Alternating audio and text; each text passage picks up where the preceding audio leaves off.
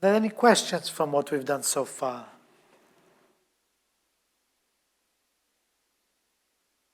Please feel free anytime. Also, you can write to me if you want, okay? And ask me some questions, or you can talk to Doug. I think you've got now the tutorials for the next few weeks scheduled. So today we're going to finish this short part about topological conjugacy. I have left less lectures this year than other years. So I've had to squeeze out a few topics, so I'm squeezing out a little bit some of these on topological conjugacy. So on the last lecture, I talked about in the last couple of lectures, the concept of topological conjugacy, and we looked at the case of interval diffeomorphism and how to construct conjugacy. And today we're going to go back to our favorite class of maps, which we will study in detail in the next section of the course, which is the ergodic theory part, which is a very important class of maps, and which we have already looked at in some detail. Full Blanche maps, full Blanche interval maps.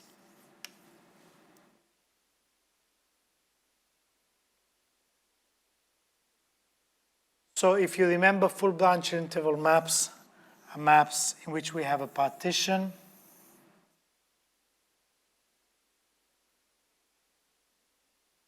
and then each element of the partition maps bijectively onto the whole interval, onto the whole domain. And then we say that this map is piecewise affine, or piecewise C1, or piecewise homomorphism. If these, on each branch, this is a homomorphism for these open intervals. All right, so we have partition F I to I. Then we have P is a partition into open intervals I0 to I L minus 1. We can also have finite, infinite full branch maps, like the Gauss map that we saw.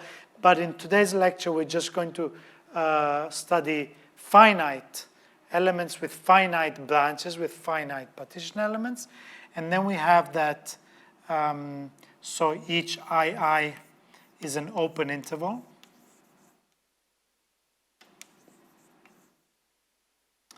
Right? So these are the open intervals. So the union I is equal to the union of their closures. If we take the closures of II, they make all of I equals 0 to L minus 1. And then we have that F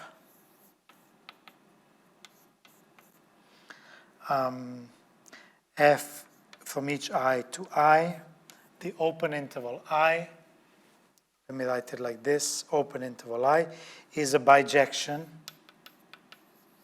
And then in certain situations, we will need to assume a little bit greater regularity. But this is the structure of full branch maps. Notice that full branch maps may be, they don't have to be like that. So each branch may have a different orientation. So for example, this branch may be like this. Maybe orientation reversing. This one may be orientation preserving. In this case, for example, this is actually continuous map. Even if on each open interval, these may be C1 diffeomorphisms. These may not be differentiable at the boundary points, but it is continuous. Sometimes it's not continuous, if they, like in the case they had before, but this will not play an important role in what we do. So standard examples of full branch maps are 2x mod 1, 3x mod 1, 10x mod 1. Those are the ones that we saw right at the beginning. Okay, so the theorem we're going to prove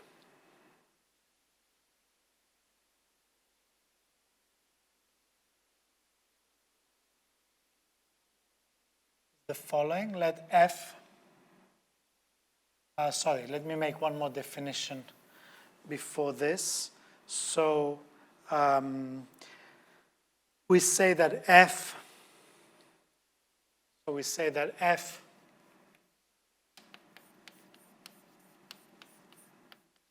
is uniformly expanding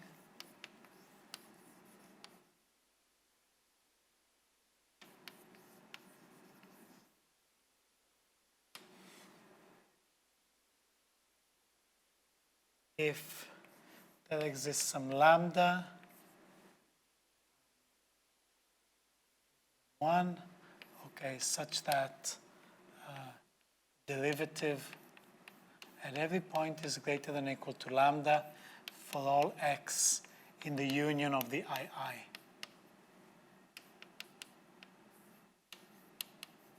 Okay, so in the interior of these intervals. So we want the derivative to be bigger than 1 everywhere. So we assume that this in particular implies that this is a C1 diffeomorphism. So F is uniformly expanding if F is piecewise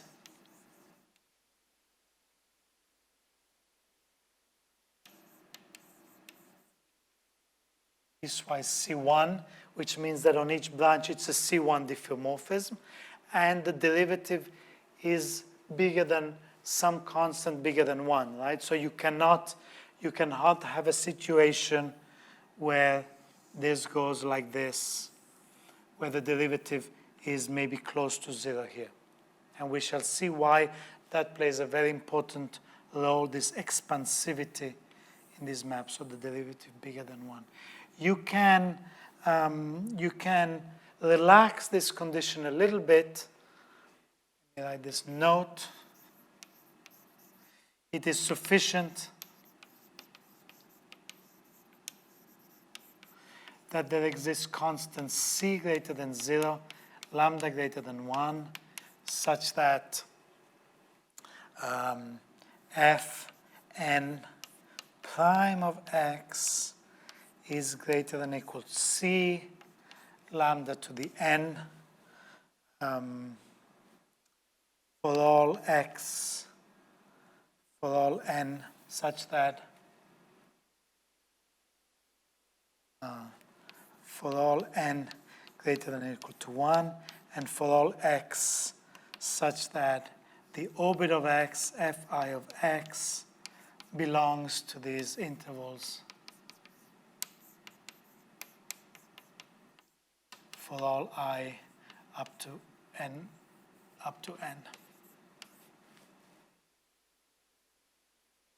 In other words, you can see clearly that this is stronger than this, right? Because if the derivative is always bigger than lambda, then the derivative of n, the derivative of the nth iterate will just be lambda to the n.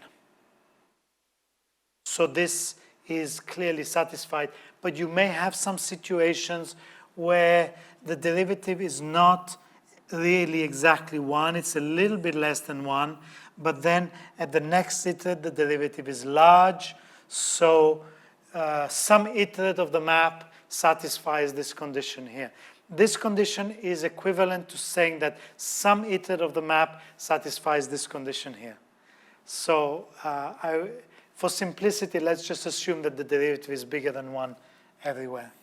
Okay, because I don't want to get too technical, but I wanted to mention this point here. Okay, so the theorem, the question we have is, when are two full branch maps topologically conjugate? Right, this is what we want to explore. So we are exploring the world of full branch maps. Right? And for example, my question may be, is this full branch map here topologically conjugate to 3x mod 1?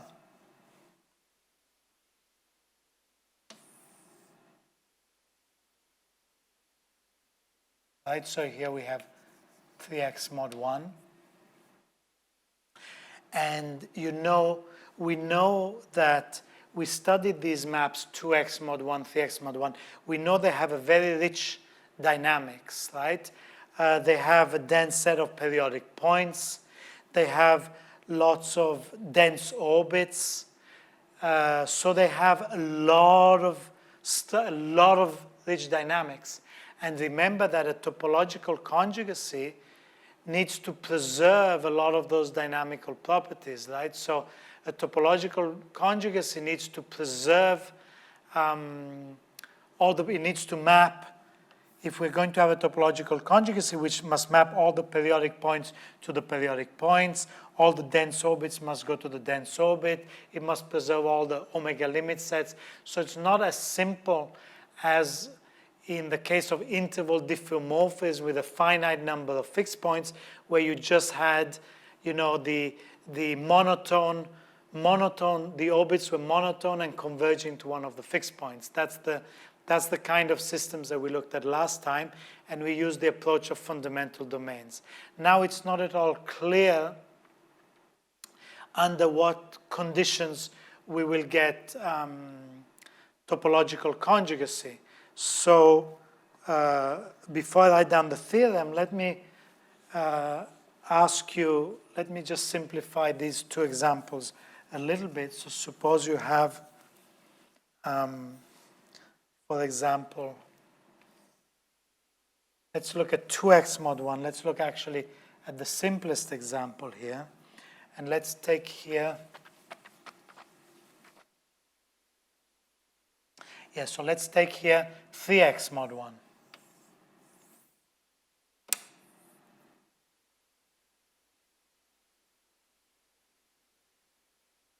So do you think that these two maps may be topologically conjugate? What do you think? 2x and 3x. Excuse me? Which 2x and 3x, your question, are they topologically conjugate? My question is whether they may be, whether they have a possibility of being topologically conjugate. This is 2x mod 1 and 3x mod 1.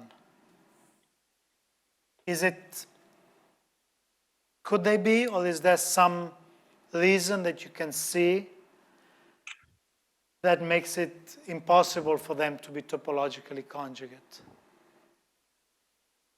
Fixed points? I think no. Fixed Fixed points. points. Fixed points are different. That's right, exactly right. So in this case, it's very easy because you see that 2x mod 1 has two fixed points, or one fixed point if you think of them as being the same, but let's think of it as on the interval here, 0, 1. So it has two fixed points, and this one has also a fixed point in the middle here, right? So this has three fixed points, 1, 2, and 3. So this means that in general, if you have, every branch has a fixed point, right? If you have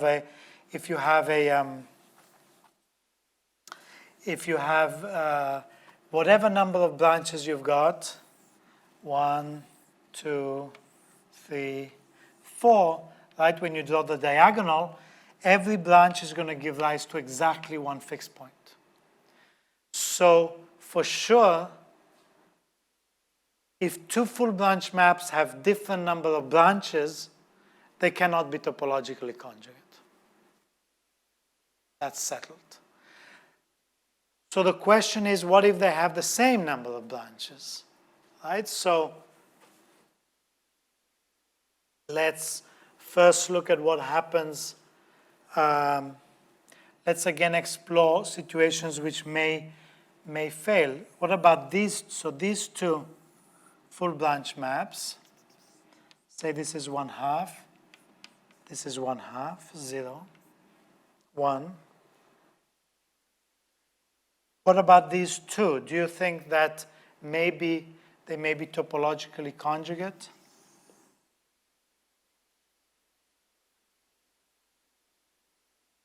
Or is there some reason for which we don't think they would be topologically conjugate?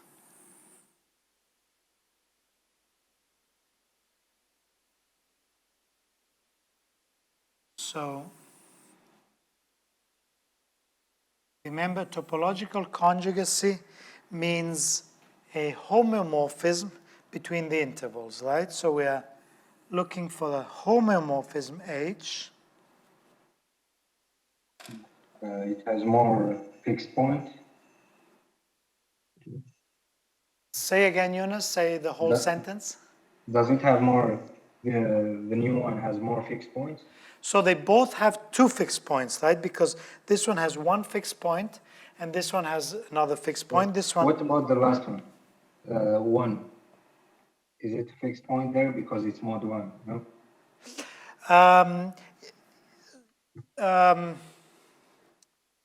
Okay, let's think of them. Let's just think of them as interval maps like this, right? Let's think of them as interval maps. So you're right, mod 1, we get a bit confused. Let's think of them as two maps, just given, forget about the fact that they're defined as mod 1, okay? These are two maps on the closed interval 0, 1. This is another map on the closed interval 0, 1, okay? And this map is defined like this. And this map is defined like this. So, Yunus, you're on the right track. The fixed point, just like before, the fixed points play an important role. That's always the first step, is like, okay, remember that a conjugacy has to map fixed points to fixed points.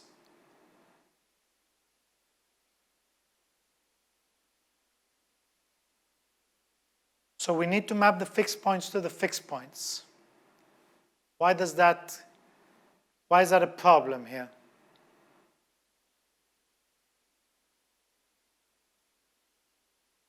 So if we think of them as two maps like this, then they have exactly two fixed points, right? So this is prefixed. This point here maps to 0.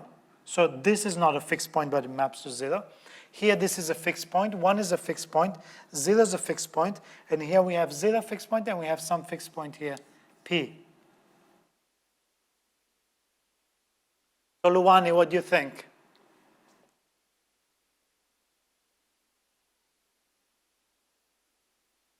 Is there some obstruction to topological conjugacy here?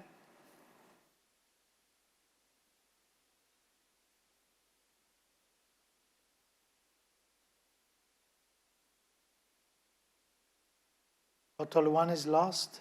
Are you here? Ling? Or are you thinking Toluwani? Or Ling, what do you think?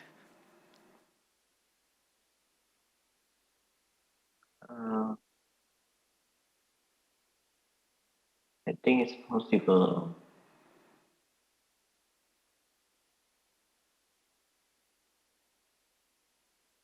So let's look at two things that we can change. There are several things we can change about full Blanche maps, right? So as we are thinking now, we're just kind of thinking of the various possibilities. So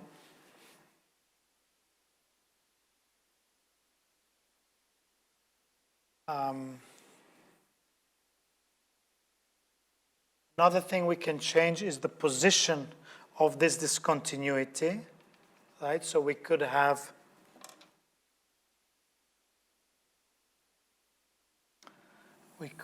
for example, like this. So here we have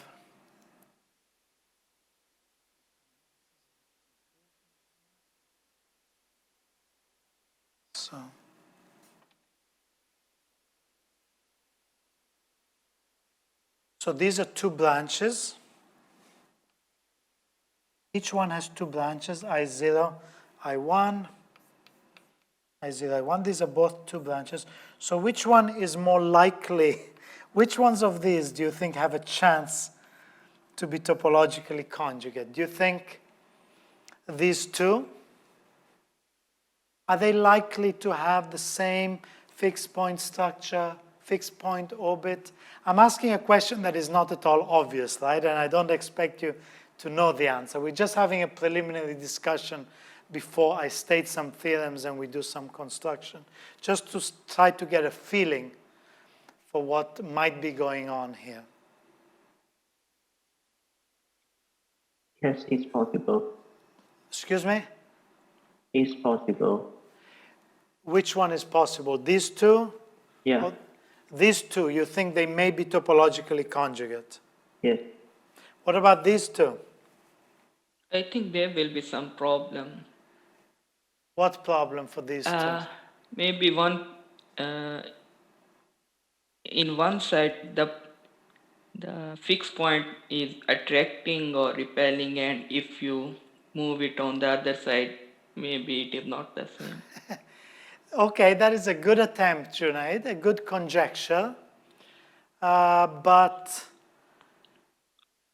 these all have derivative bigger than 1, right? Especially if in this case, this derivative is 2, this is minus 2, this is also 2, so the derivative, the fixed points are always repelling. If it's uniformly expanding, if the derivative is bigger than 1 everywhere, it's always repelling. But what do we know about a homeomorphism? So we're trying to construct a homeomorphism between 0, 1 and 0, 1, and we know this homeomorphism must map fixed points to fixed points. So if we are able to construct topological conjugacy, we will have a homeomorphism that maps these two fixed points to these two fixed points. Is that possible? Yes, it's impossible because inside point always maps inside point. Inner point always maps in. Namely, any homeomorphism preserves boundary. Exactly, it preserves the boundaries, right? So a homeomorphism of the interval must map the endpoints to the endpoints. It may be orientation preserving and map 0 to 0 and 1 to 1, or it may be orientation reversing and reverse them, but it must map endpoints to endpoints. So the problem is that this one has a fixed point in the interior of the interval, right? So this would be mapped to the interior of the interval here somewhere, and there is no fixed points in the interior. Okay, so this is a topological obstruction to the topological conjugacy. So we have seen two obstructions so far. If they have different number of branches, then they have the different number of fixed points. We cannot do it. At least in this case, if the branches have different orientation like this, then in this case, it cannot work. Okay, we've not made a general statement yet. In this case, you are right, there is no obvious obstruction. What if we have different, what if it's not piecewise affine? Is that going to make a difference, do you think? If instead of them being affine, we just have uniformly expanding, so the derivative is bigger than 1 everywhere, but we have something like this. Do you think this might make a difference to the conjugacy? I think we can construct some homeomorphism of intervals just considering separately these two intervals, namely this two subintervals we consider separately. Maybe we can construct some homeomorphism with this manner. Maybe we can. Yes, maybe. Maybe we can. But that is the spirit of a mathematician, right? Maybe. Let's try. Let's try. Now, there's a problem here is that unlike, you are correctly following a little bit saying, okay, we did it. That's more or less how we did in the interval diffeomorphisms case. Maybe we can do something like this here. So the problem is that this system is much more mixing, right, and has much more rich structure. So this interval here is mapped onto everything, right, and this one is also mapped onto everything. So the dynamics of the two intervals is very much intertwined. It's very difficult to separate the two, okay? But we're going to develop a very interesting new technique. So I'm going to write down the theorem here, and an interesting corollary, and then we're going to show how we're going to prove it, which is really the interesting part of this. So first of all is that if we have f, let's say f I to I, and g j to j, full branch, uniformly expanding,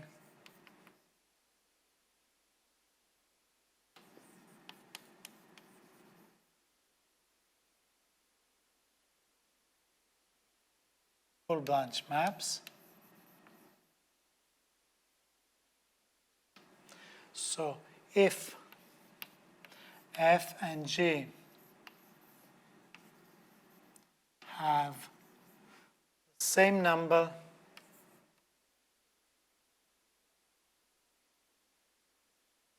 branches,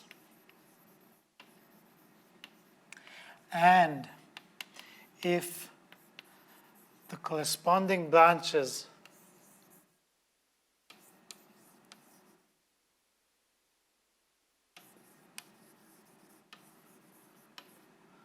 have the same orientation,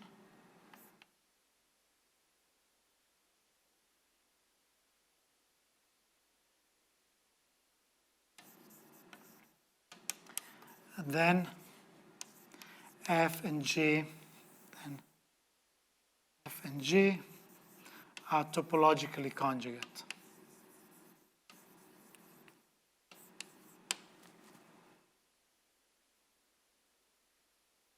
Okay, so in the case, the same orientation basically says that you cannot excludes this kind of possibility, right?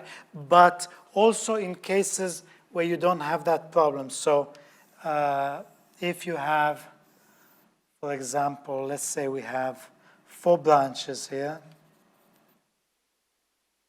right? And then on each branch we have, for example, this is orientation preserving, this is orientation reversing, suppose this is also orientation reversing, this is orientation preserving, whatever like this, right? And then we have another one. So one of the significant things here is that we're not saying anything.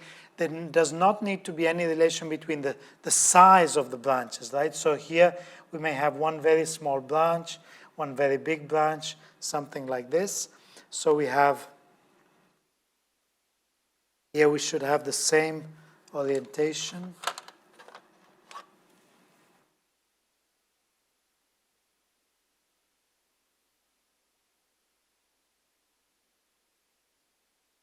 Like this.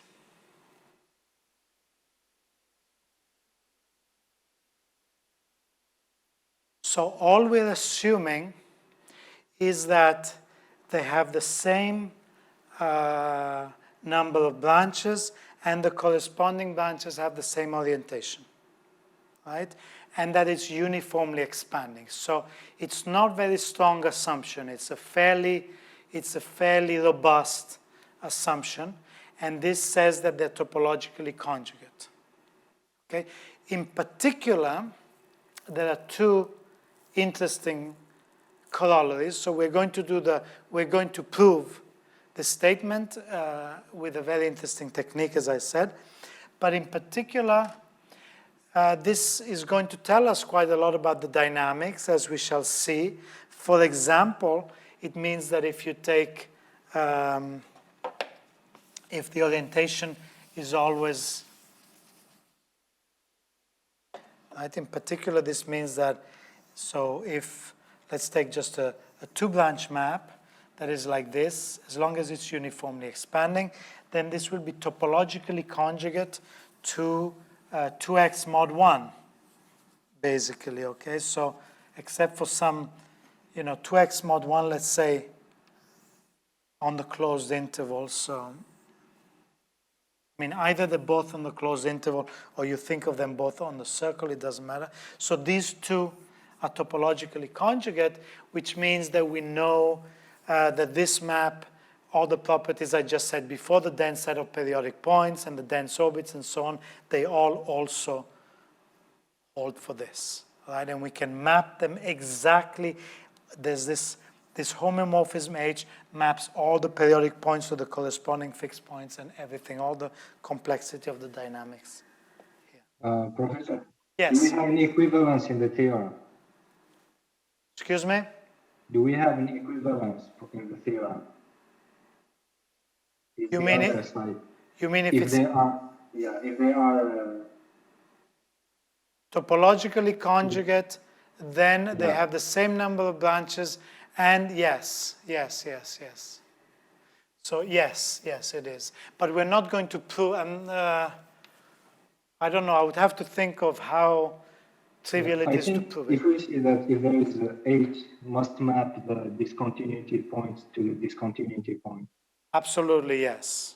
We will map the discontinuity points to the discontinuity points, yes. So the answer is yes, but I don't want to prove it. So let me state it like this, but it's true, and I don't think it's that difficult either to show that if they are topologically conjugate, if they're uniformly expanding and are topologically conjugate, they must have the same number of branches with the same orientation. Otherwise, it's quite easy to see that they cannot, by similar argument, it's not so simple as with the fixed point, but when we introduce the techniques of the proof will show you, I will comment as we're doing that, why having a different orientation will mess up the conjugacy and will make it impossible to be conjugate. Okay, so before we go on to the proof, I want to state a very interesting corollary of this.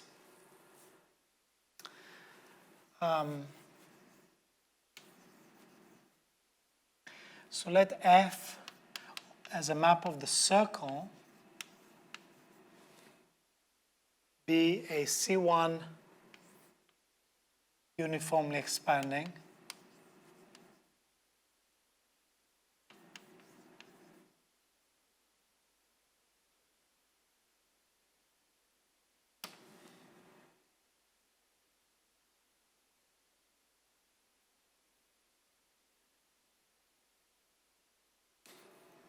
What is this map of the circle that is C1? Before I write the conclusion, what does it mean that it's C1 and uniformly expanding? So if you have a map that is C1 and uniformly expanding of the circle, can it be bijection? Can it be invertible?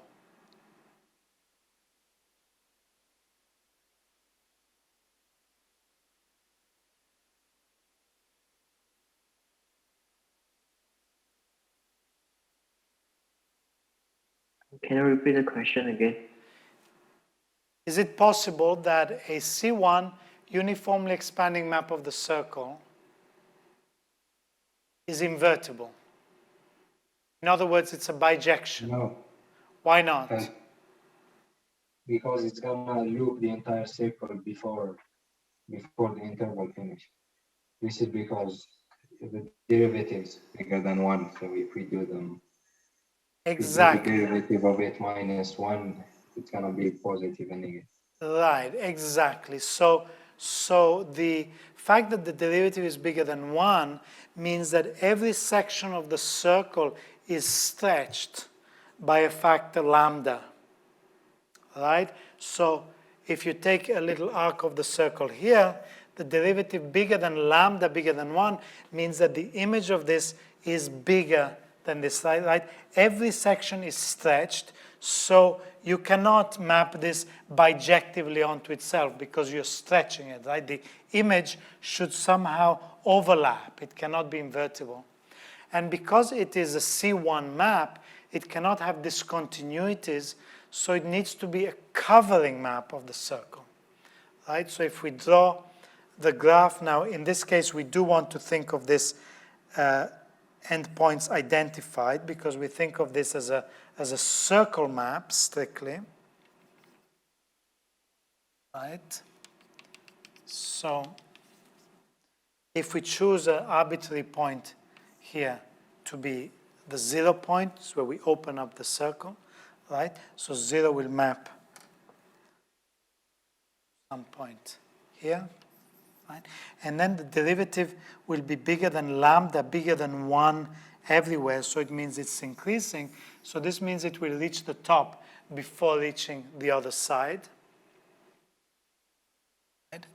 and here also it is bigger than 1, okay, which means it cannot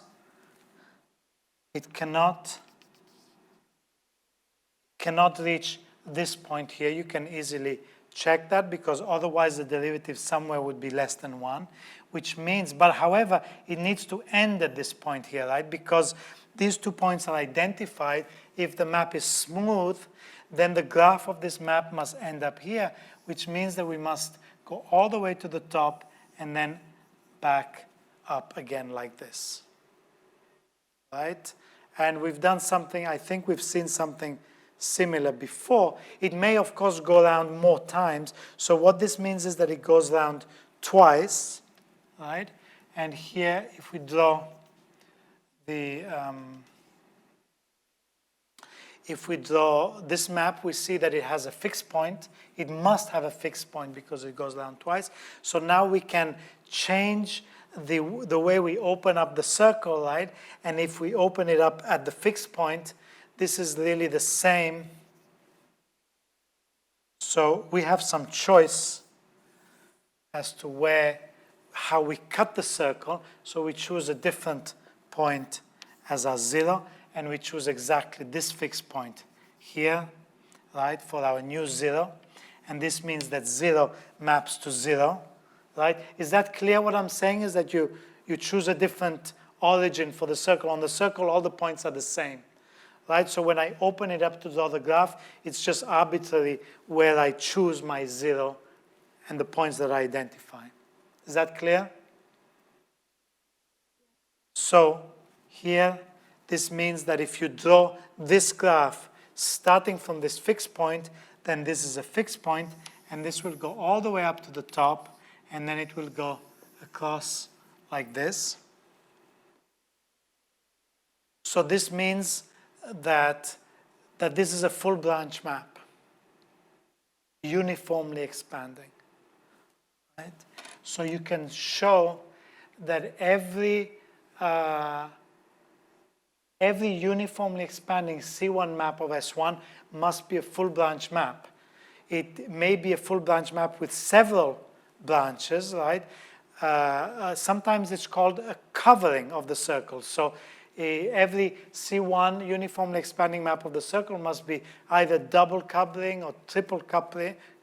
It must cover, and that means that it has a full branch, which means that this section of the circle maps to the whole circle, and then you start again, and you map around again, and you map around again. You may map several times. Okay? Now, what happens if you take a small perturbation of this C1 uniformly expanding map? What does it mean to take a small C1 perturbation? So now we've drawn it like this.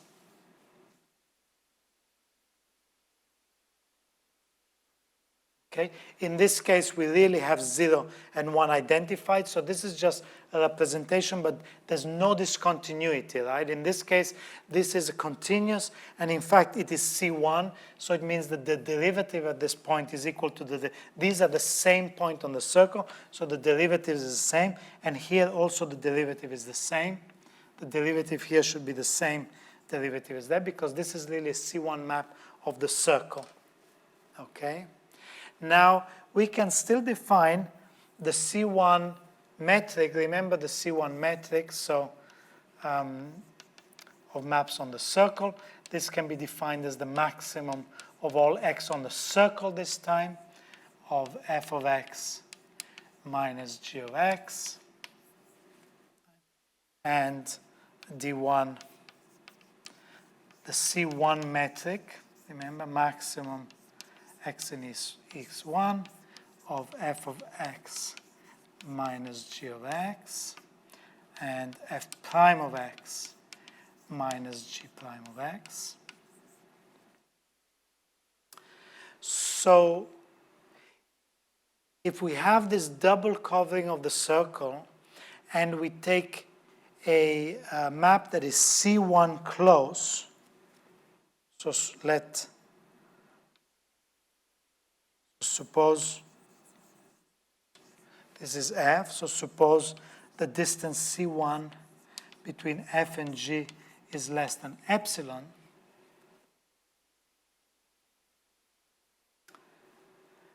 Can we guarantee that G is also C1 uniformly expanding map?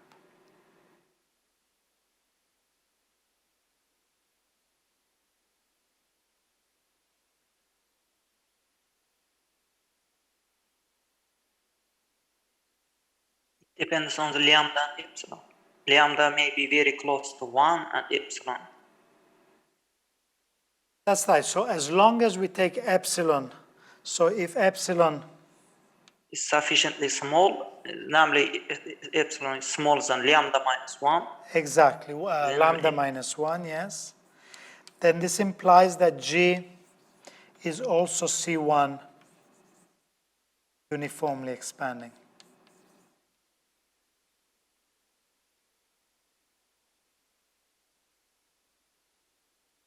If epsilon is sufficiently small, okay?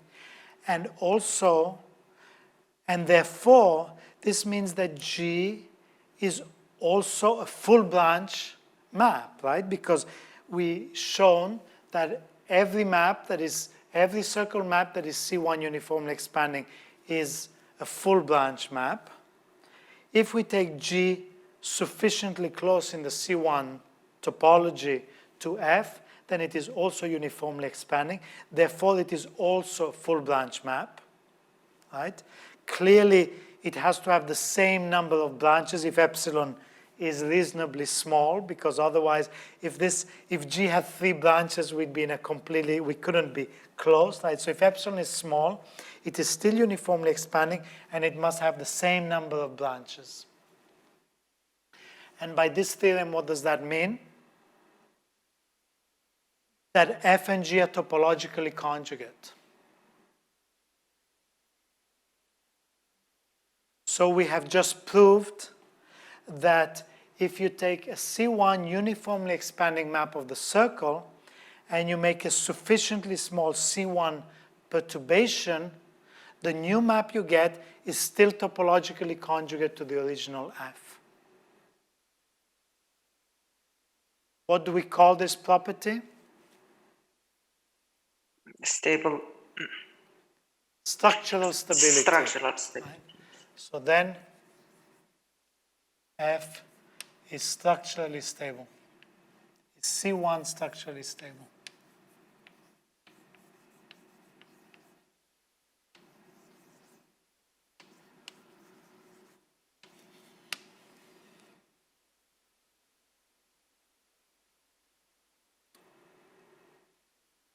Which is remarkable, right? I mean, in some sense, this is more remarkable than this theorem. This says that even though this C1 uniformly expanding map of the circle, because it is full branch, it means it has, as we just said, well, using this theorem also, it means that it has a dense set of periodic orbit, it has a dense orbits and so on, all the richness of dynamics of 2x mod 1 or 3x mod 1 and so on.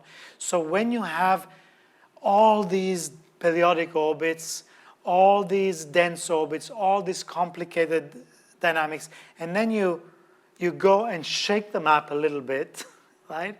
It is not at all obvious that everything is going to survive your shaking, right? You don't know how things, periodic orbits, they might change. We don't know. We might have some bifurcations. We've not looked at explicit examples, but a priori, it's not so obvious what happens. And what this says, no. This says that this doesn't happen, right? You shake it, so you change a little bit the shape of this, and all that happens, in fact, is that things change by homeomorphism, so the exact position of your periodic orbits and your dense orbits may change a little bit, but more or less everything is just kind of shifting a little bit, like in a pond, right? Everything is changing a little bit.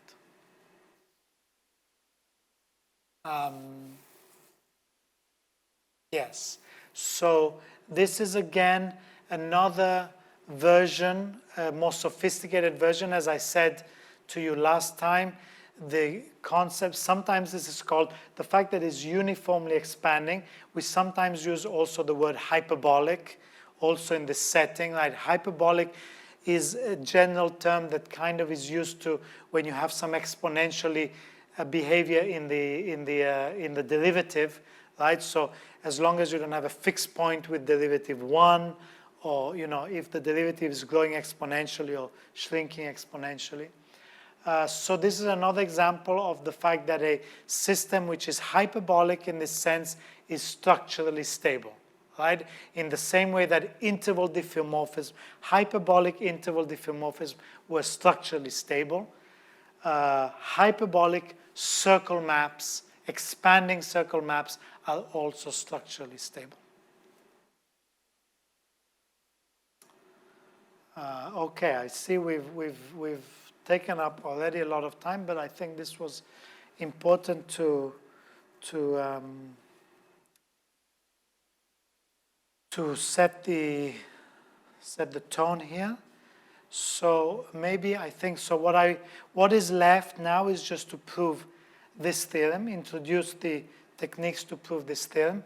So I think maybe this would be a good time just to have a short break. So let's have a 5 or 6 minutes break. Let's see you at 5 minutes to 5. Okay, get a glass of water, have a break. And I'll see you in a few minutes.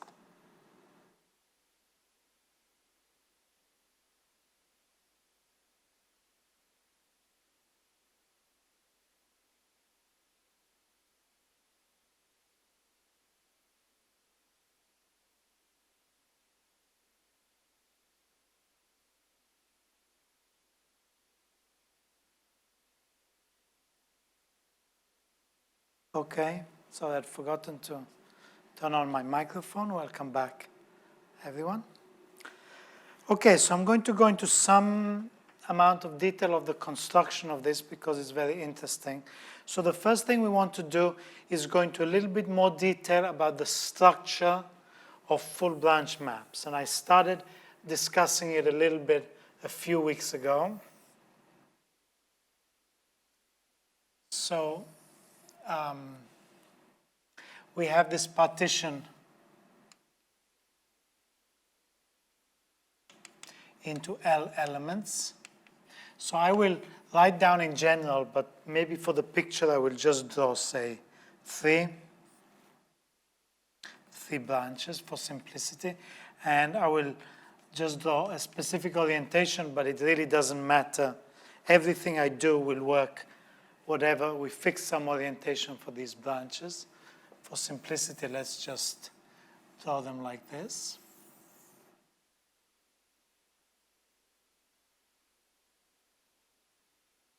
So here we have interval I0, interval I1, I2.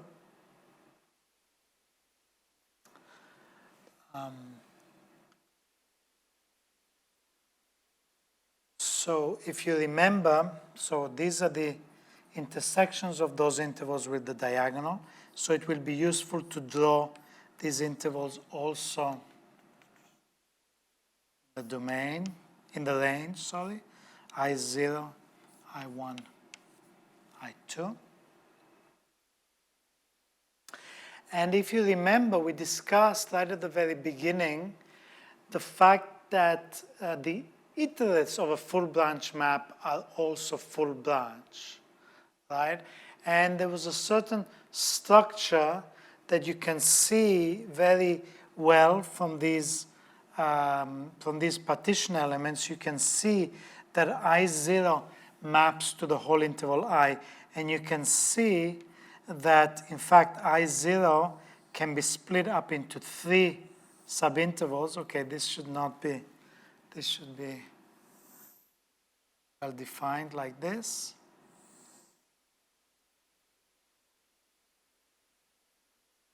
So here we have an interval I0, 0, which is the interval subset of I0 which maps to I0. Here we have an interval I0, 1, which is the subset of I0 that maps bijectively to I1. and here I0, 2. Right? And then the same thing here. So here we have I11, I10, I11, I12, and so on. And also here we have the same thing, right? So if we take, so the alphabet is just, the alphabet is between 0 and n minus 1, okay? So if we take A0 and A1 be two elements of the alphabet, then we can just define these intervals here, IA0, A1, to be equal to the set of points. What is the set of points? So for example, A11 is the set of points in I1. Sorry, let's take A12. A12 is the set of points in I1. So these are X. This is a set of points X, such that X belongs to IA0, right, which is the first term. And the image of these points are in I2. Right? So f of X belongs to IA1, which is the second symbol. Right? And this is, in fact, just equal to IA0 intersection the pre-image under F of IA1.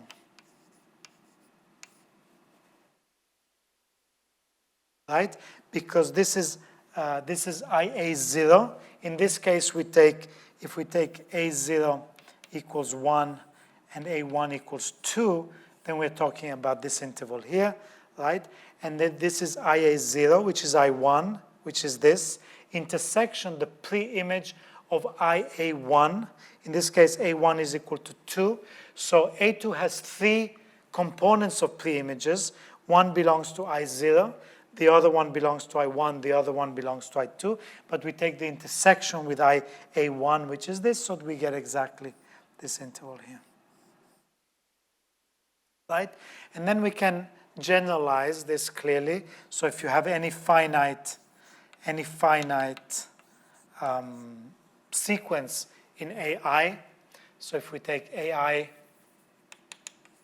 AN in this alphabet, so this is a finite sequence, and then we can define, I'm defining this subinterval here, is the set of points X such that Fi X belongs to IAI, right? So when I is equal to 0, this is just X in IA0, and so on.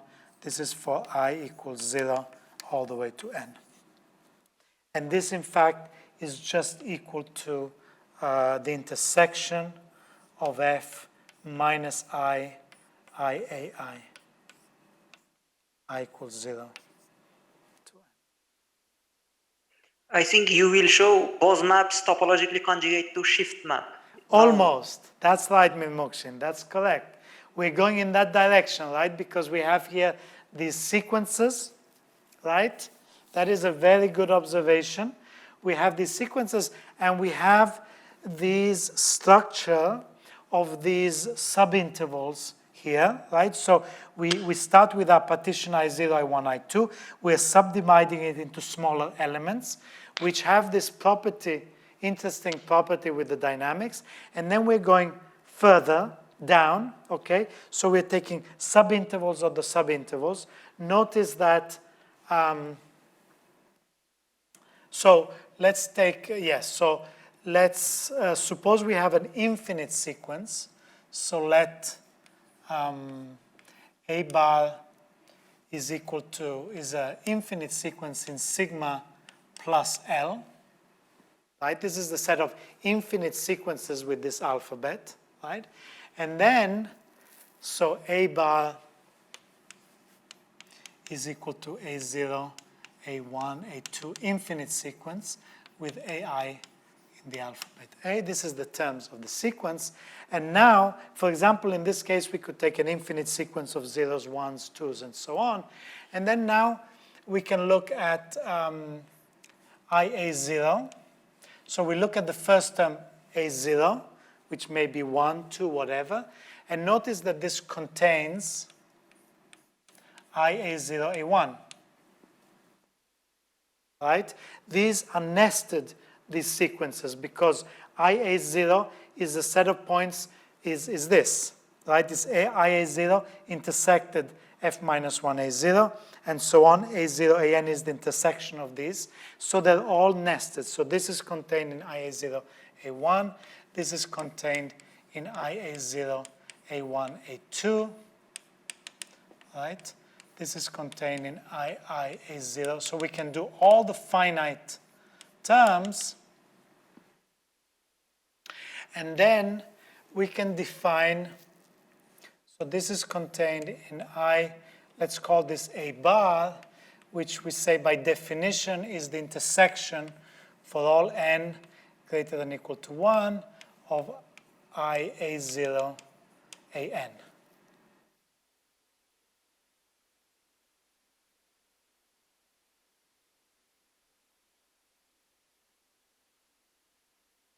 Now, this we can define, right? So the fact that these are nested comes directly from the definition. So we choose an infinite sequence, right? And then we say, okay, this infinite sequence of 0, 1s, and 2s in this case, and these, when we take this is defining the trajectory, the orbits of points with respect to this original partition, right? So when you fix the first n iterations, you say, okay, I want the points that have, for the first n plus 1 actually iterations, they have a certain combinatoric. So they map first in IA0, then in I2, then in I1, then in I2 4 times, and so on. So you fix a certain sequence for the first n iterates. And because of this structure, you see that once you fix these iterates, then the set of points that satisfies this is an interval, right? So I should have maybe specified this. From the definition, you see that this is always an interval. This is an open interval, right? If each of these are open intervals, these are open intervals. And they are, the union of these open intervals is exactly the whole thing, right? So if you take the union over all possible combinations of finite digits of n finite digits over all possible combinations, then you get exactly the everything except for the boundaries of these open intervals. Okay, it's just a finite set of points, but you essentially get the whole interval. So these are in fact the elements of the partition of the full Blanche map that you get for the nth iterate, or maybe the n plus 1th iterate of f, right? Because these intervals I00, I01, I02, these are exactly the intervals that you get for the full Blanche map of the second iterate, right? Because for the second iterate, each one of these will be mapped to the full Blanche. Okay, so we have a very interesting structure, which is the key reason why full Blanche maps are kind of easier to study in some way. So, okay, so these are open intervals, however. So what do we know? They are nested, but what do we know about the infinite intersection of these intervals? Do we know that they are that it's non-empty? What can we say about this infinite intersection? It's non-empty, clearly. Excuse me? It's non-empty. This is non-empty because Why is we it? have openness. Why is it non-empty? No, there is general result for normed spaces. The nest sequence of closed balls intersection is always non-empty. This is general result, but it is for closed balls. Exactly, exactly. So, for example, can you see here a choice. Let me clean this up a little bit. So here we have 3 open intervals, I0, I1, I2, right? So can you give me an infinite sequence here for which that nested intersection is empty?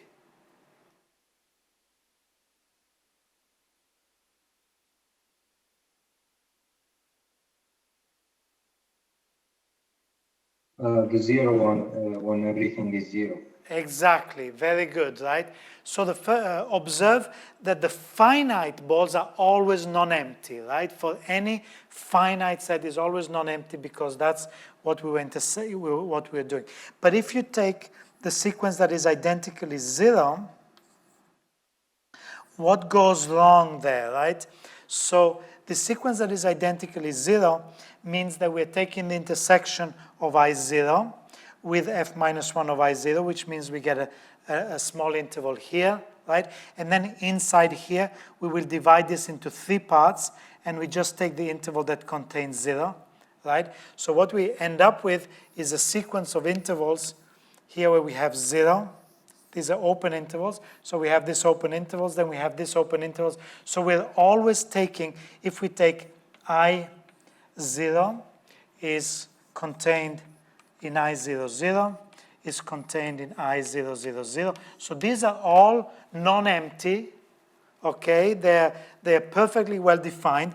These are the points that stay inside I0 for 2 iterations, for 3 iterations, and you see that there's only one point that stays inside I0 forever, right? And that is exactly the fixed point at 0.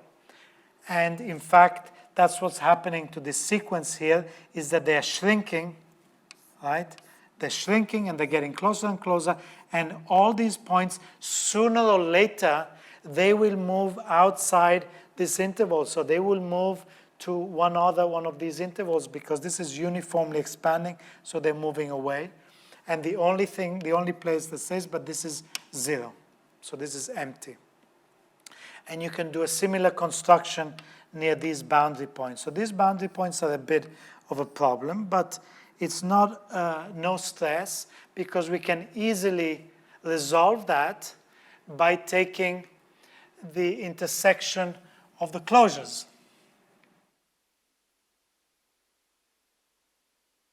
Okay, so it's true that this is, so it's no longer true, yes, so if we take the closures at each point, take the closures of these, so the definition of these remains exactly the same, but each time we take the closure, right? So this means that we take the closure of I0 is actually the interval I0.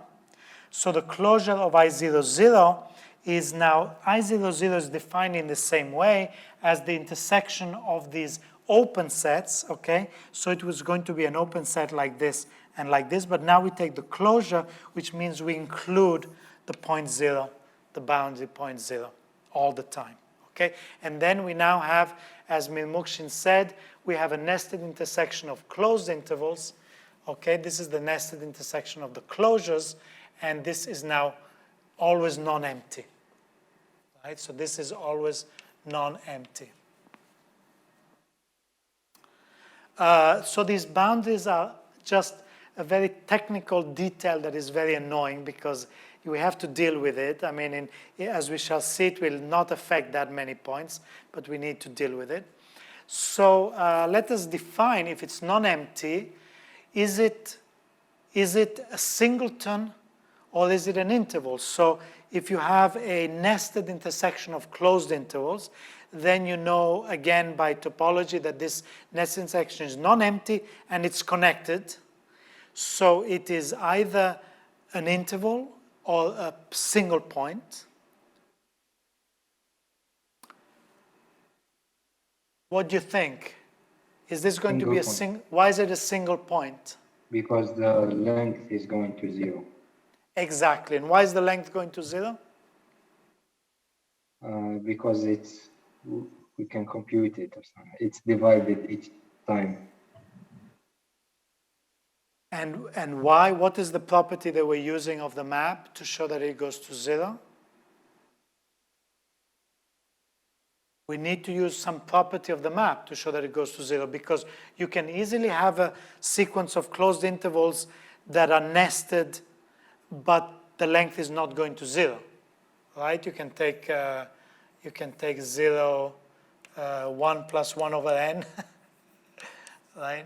Something like this. This is a nested sequence of closed intervals, or here you can take 1 over n, whatever. Anyway, doesn't matter. Uniformly expanded, maybe. I think Exactly. because f minus 1, if we can get derivatives, then it was always less than 1. 1 over lambda is less than 1. So I think it's some scale, some shrinking scale. 1 over lambda. Exactly. Like, notice by the mean value theorem, the mean value theorem we use a lot, is that since the slope here is always bigger than lambda, right, then you're always shrinking by a specific factor, right? The image of this will always be inside this a specific proportion of that. So in fact, we can show that IA0 to AN will be less than equal something like lambda to the n, right, which goes to 0 as n goes to infinity. Okay, so you're both correctly, absolutely right. Okay, so the length is going to 0, and this implies that IA bar is a singleton, is a single point.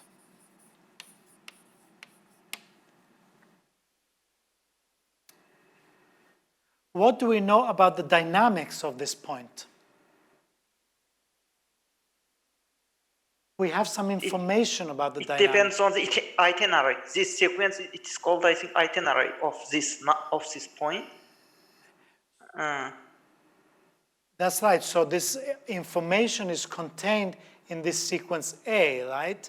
Because the sequence A, by construction, is telling us exactly the itinerary with respect to that partition, right? So what we know about this point, if this is the point IA, we know that this point will visit each of these partition elements exactly according to this sequence, right? So if after 10 places we have 5 zeros, then we know that after we've iterated this point 10 times, it will land in I0, and it will stay 5 times in I0, and then it will map somewhere else, right? So we know the combinatorics of this point. We have some information, right? So we have identified a point on the basis of the sequence which tells us something, okay, not everything, something about the dynamics of this point.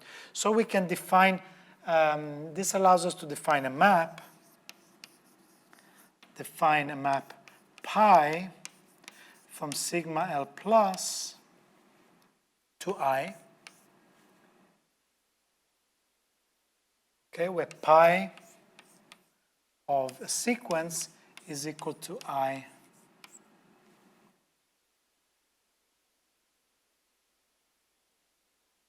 sequence.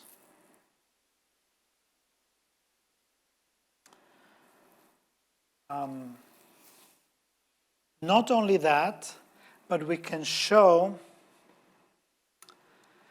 what is the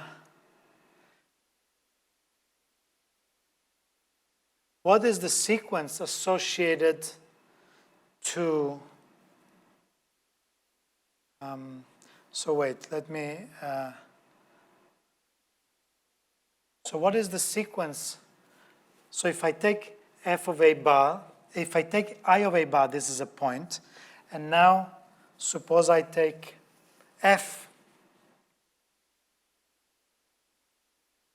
okay, inside here, this here is f of a bar. This is a new point, the image of I of A bar by this point. What is the sequence? What is the itinerary of F of I of A bar? It's just shift. It starts from A1. It starts from A1, right? Because the itinerary of A bar was exactly as we just said, just the combinatorics of the, with respect to this partition, right? So the first place it goes, so A0 will be, in this case, will be 2 because it belongs here, and A1 will be 1 in this particular case because it belongs here. But then the future orbit of this point obviously is exactly the same as the future orbit of this point because this is just the image of this, right? So the itinerary of this point will be exactly, have the combinatorics, the sequence. So this will be exactly equal to I of sigma A bar. This point here is exactly the interval that you get if you apply that same construction to the sequence that you get by applying sigma to A bar. Right? So when you apply sigma to A bar, you get A1, A2, A3, and so on. If you construct the corresponding point, you will get exactly the point that you had there. So I'm going to write it like this, actually. So I'm going to write it in a little bit different way here. So this is sigma plus L. I'm going to write this pi as a kind of projection onto the interval. And then here I have the sigma map. And then here I have the same projection. And then here I have the interval. And then here I have F, right? So what I have just said here is that if I start with a sequence and I calculate the point and then I apply F, what I get is exactly the point that I get by applying this to the shift, right? So what I've just said is that this diagram commutes, which means, which I can write as saying that F composed with pi is equal to pi composed with sigma.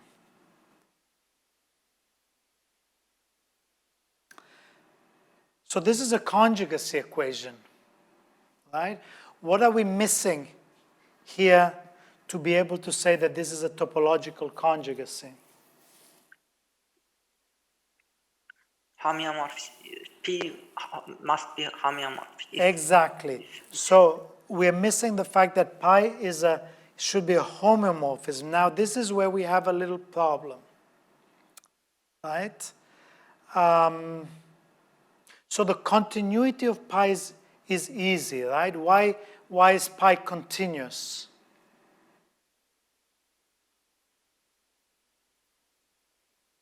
This is the definition of pi. So continuous means that if you take two sequences that are very close in this metric, so when are two sequences very close in this metric? If the first 2,000 digits are the same, right? Now if the first 2,000 digits are the same, it means that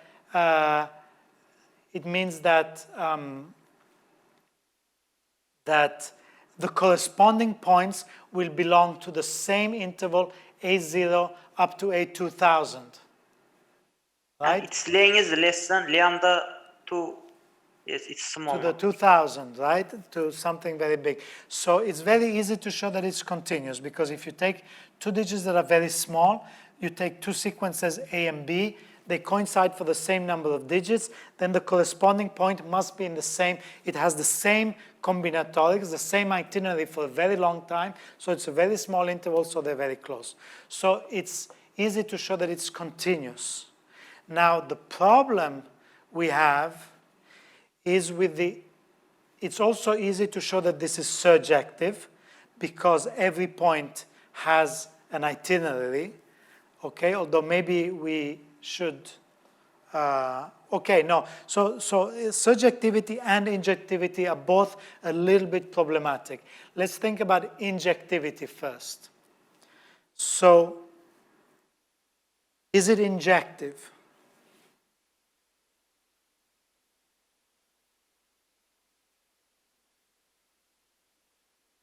Is it injective? Injective is a problem, okay?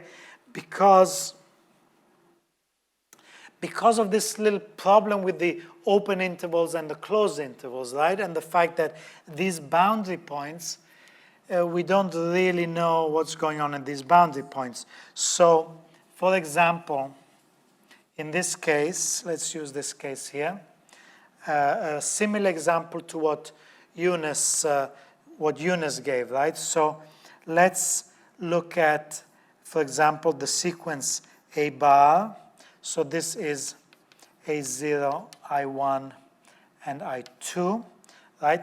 So let's look at the sequence of points 1, 0, 0, sorry, wait. So I want 1, yes, so 1, 0, 0, 0, 0, 0, infinite zeros.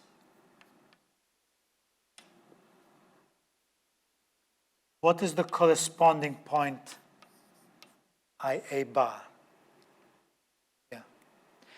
So this is the points that belong to A1, okay, but that map to A0. So when we look at the points that map to A0, we take a small interval here, right? And then this maps to A0. And then we want the points that stay in 0 forever.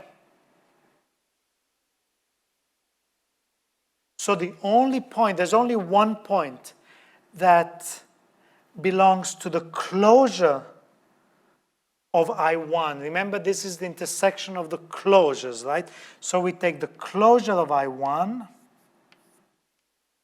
and we look at the image, and we look at the points that stay inside the closure of I0 forever.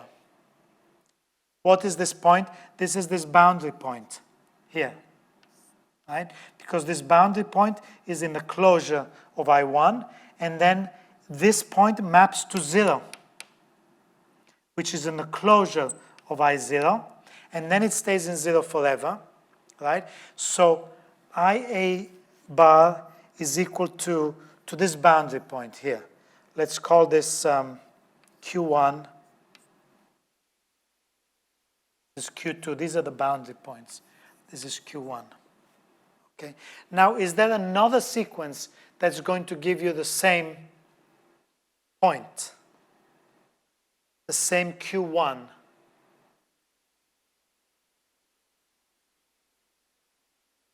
So, if we take B bar,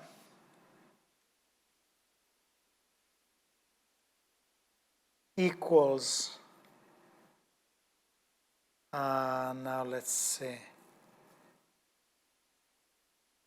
B bar equal to 0, and then,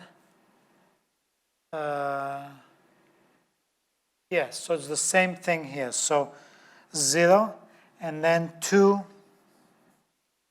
2, 2, 2, 2, 2. Here we also have a fixed point here in the closure of I2, right? So these are the points that belong to I0 and that map to I2, right? And then we just want the points that then stay in I2 forever. And the only point that does that is exactly the boundary point that's in the closure of I0. It maps here to this end point here, and it stays there forever, right? So IB is also equal to Q1.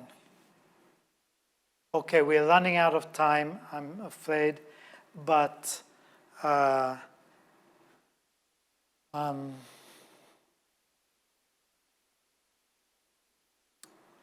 okay, so on the boundary points, you have a lack of injectivity.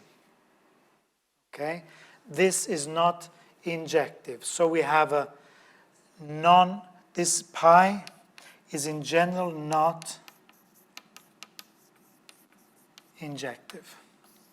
Okay? However, so I will finish, we've basically finished, okay? I will let you finish by looking at the notes and the exercise, but basically we can show, so pi is not injective, but it's okay, because this conjugacy, so it's not invertible, right? So this is called a semi-conjugacy.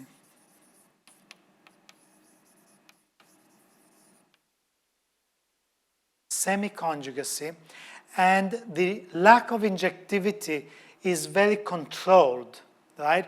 So when you have a semi-conjugacy, in principle, it could tell you nothing about the dynamics here, because, for example, if you have a fixed point here, and you map everything to this fixed point, and this maps everything to this fixed point, then this is trivially satisfies this condition, right?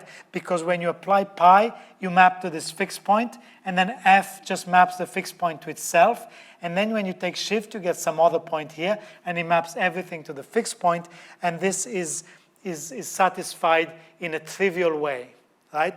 So a priori, a semi-conjugacy does not give you any information. You know, usually we use the conjugacy because we want to get information about the dynamics from F from the dynamics of sigma, right? We have a conjugacy.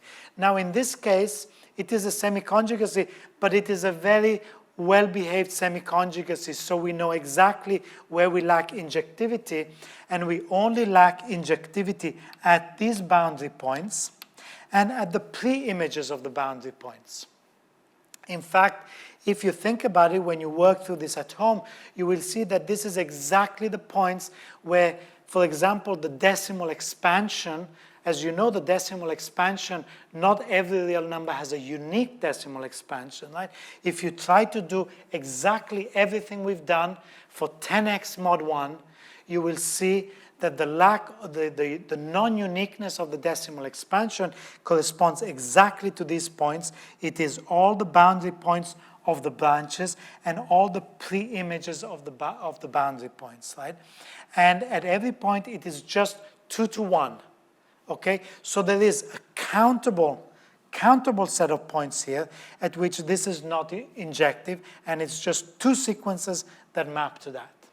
Okay? So because it's just a countable set of points, this does not really create any problems. This set of points here is uncountable. The set of points here is uncountable. Most of the dynamics, and this does not affect really any of the periodic points. We know exactly what happens. In fact, we also know that all the boundary points, they eventually map either to this fixed point or to this fixed point, right? Because the boundary points, they always map to this. So all the points at which this is not injective are points which eventually map to one of the 2 fixed points at the boundary.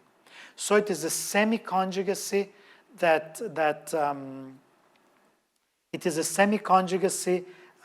is very well behaved, okay? And I just want to take 2 more minutes. I'm sorry also to the technician, I'm very sorry for the delay. Just 2 more minutes to say that how are we going to use this to prove this theorem? So we are really done.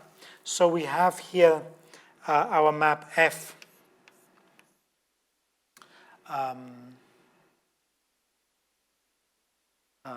How shall we write it? So we have here our I, on which we have our map F from I to I. We have here our map G from G to G, right? They're both full Blanche. They both have the same orientation. And so what we can do is, in fact, we have here this projection pi f, okay? And we have here this projection pi of g, okay?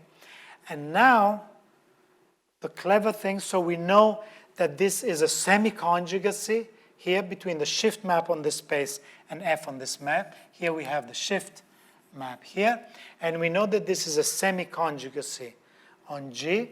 Now, this is lack of injectivity, but this is the key point, okay, which is very, very nice, is that if you look very carefully at these boundary points and the lack of injectivity, you will see that it is exactly the same sequences here where you don't have injectivity here and here, right? So if there's a point here, if there are two sequences here that have the same image here, then exactly those two sequences will also have the same image here, right? So the lack of injectivity is consistent, and this is where we use the fact that the orientations are the same on all the branches, right? Because if you look at the orientation of the branches, you see that if the sequences that map to the same point here, they also map to the same point here, which means that if you take a point here, you can define uniquely a point here by taking this point, taking the pre-image of this point. If this pre-image is unique, then it's no problem. It will be also unique here, and this defines a bijection. If this pre-image has if this point has two pre-images, then these two pre-images map to a unique point here, so this is still a bijection between these two. Okay? And then using the fact that these are continuous, you can show that this is continuous. In fact, this is a homomorphism. And using the fact that these are conjugacies, you can show that in fact H is a conjugacy between F and G. And this finishes the theorem. Okay, so I have really given essentially everything.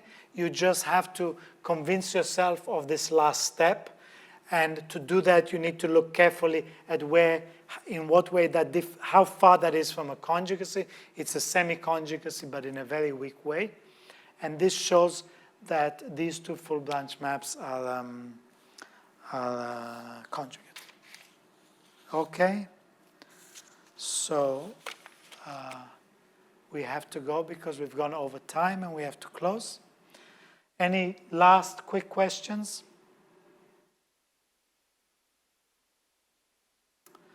Okay, so have a good weekend, everyone. Thank you, Professor. See you next Thank you. week. Thank you. Thank you. Okay.